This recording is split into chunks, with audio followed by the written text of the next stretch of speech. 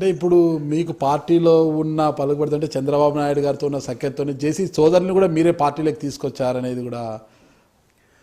జేసీ సోదరులు పార్టీలోకి రావడం అనేది అప్పుడు ఈ జిల్లా అవసరం కోసం, ఈ జిల్లాలో పరిస్థితుల దృష్ట్యా వస్తే బాగుంటుంది అని పార్టీ అధినాయకత్వము అనుకుంది, జేసీ సోదరులు అనుకున్నారు. కానీ 15 సంవత్సరాలు నేను పార్టీలో ఉన్నప్పటి నుంచి పనిచేసిన క్రమంలో జేసీ సోదరులు తెలుగుదేశంలోకి పార్టీలోకి వస్తారంటే నాకు కూడా అది మనసు అంగీకరించిన అంశమే ఒక మొదట్లో.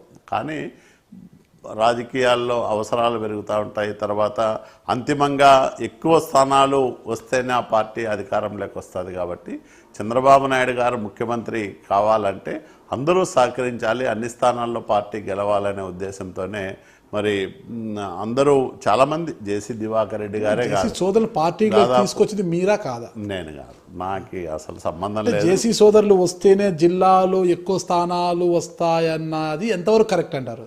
జేసీ అప్పుడున్న సిచ్యుయేషన్ అధిష్టానం ఆ రకమైన అభిప్రాయానికి వచ్చి వీళ్ళు కూడా కాంగ్రెస్ పార్టీలో ఇమడలేక అనేదానికంటే కాంగ్రెస్ పార్టీకి భవిష్యత్తు లేదు, సుదీర్ఘకాలము దాదాపు 3 దశాబ్దాల కాలంగా జేసీ కుటుంబం రాజకీయాల్లో కొంత క్రియాశీలకంగా ఉన్న నేపథ్యంలో వాళ్ళకి ఎక్కడో చోట ఒక పార్టీలో మేము గెలిచే పార్టీ లేదా బలమైన రాజకీయ వ్యవస్థ తెలుగుదేశం పార్టీలో చేరితే బాగుంటుంది. అటువైపు జగన్మోహన్ రెడ్డి వైఎస్ఆర్సీపీ, కాంగ్రెస్ నుంచి రావాలంటే వైఎస్ఆర్సీపీ తెలుగుదేశం పార్టీ, జగన్మోహన్ రెడ్డితో వీళ్ళు కలిసి పనిచేసే పరిస్థితి ఉన్నట్లు లేదు అప్పుడు. ఎందుకంటే రాజశేఖర రెడ్డి గారికి దివాకర్ రెడ్డి గారికి ఉన్న సుదీర్ఘ రాజకీయ వైరం కానీ ఇవన్నీ కూడా తెలుగుదేశం పార్టీ వైపే వాళ్ళని వచ్చేలాగా చేసి ఉంటాయి వాళ్ళ పరిస్థితులు.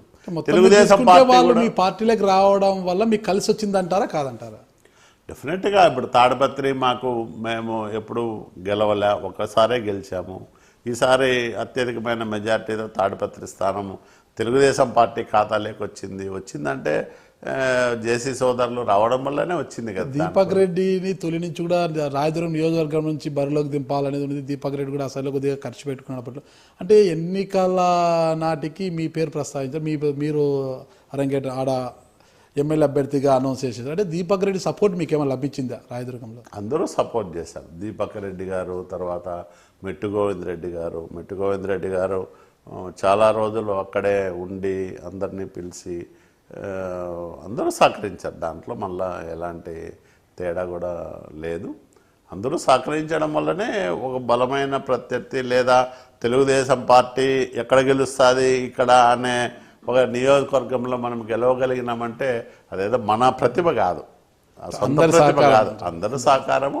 అంతిమంగా చంద్రబాబు నాయుడు గారు ముఖ్యమంత్రి కావాలని జనం బలంగా కోరుకోవాలి. ఓవరాల్ తీసుకుంటే చంద్రబాబు నాయుడు గారి దగ్గర మీకు మంచి మార్కులు ఉన్నప్పటికీ మీరు అనంతపురం జిల్లా రాజకీయాల్లో ఎక్కువగా చొరవ తీసుకోవడం లేదంటే ఇక్కడ ఉన్న గ్రూప్ తగాదాల విషయాలు అయితే మీ అందరినీ ఎక్కతాడి పలు విషయాల్లో కూడా మీరు ఎక్కువగా చొరవ తీసుకోవడం లేదు, మీరు న్యూట్రల్గా వ్యవహరిస్తుంటారు అనేది. అంటే రాజకీయ పార్టీకి ప్రతిపక్షంలో ఉన్నప్పుడు ఉండే అవసరాలు వేరు, అధికారంలోకి వచ్చిన తర్వాత పెరిగే అవసరాలు వేరు. ప్రతిపక్షంలో ఉన్నప్పుడు నేను ప్రతిక్షణము పార్టీ కోసం, ఈ పార్టీ జిల్లాలో మళ్ళీ ఎట్లాగైనా సరే విజయం సాధించాలని అనుక్షణం తపనబడి పనిచేశాం.